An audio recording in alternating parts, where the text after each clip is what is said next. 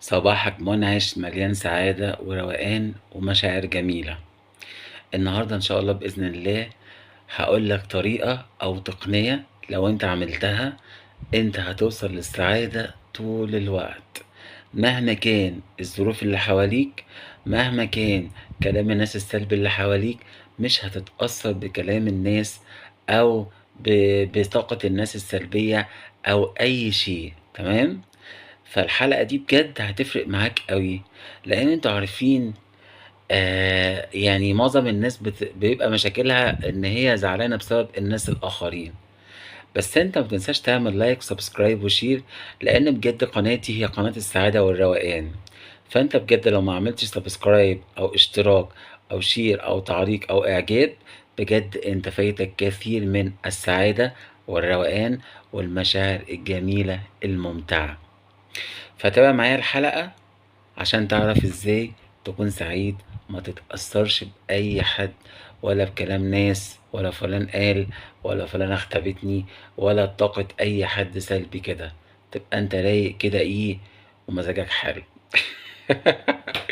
بص بقى يا صديقي، التقنية دي أو الطريقة دي أنا سميتها تقنية أو طريقة تكبير الدماغ للسعادة.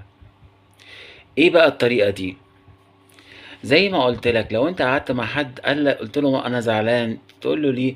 يقول لك انت ما تعرفش اصل انا مراتي قالت لي كلام زعلني قوي. او حد يقول لك ايه انا زعلان، تقول له ليه؟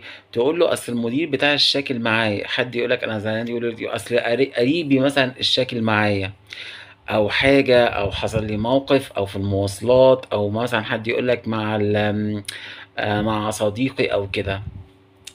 فانا عايز اقول لك على حاجه مهمه جدا، سعادتك دي ملكك، ما تسمحش لأي حاجة إن هي تستفزك، ما تسمحش لأي حاجة إن هي تاخد منك روقانك واستمتاعك بالحياة. مفيش حد، ركز معايا في الجملة اللي بقولها دي، أنا عايزها تدخل لعقلك الباطن مباشرة.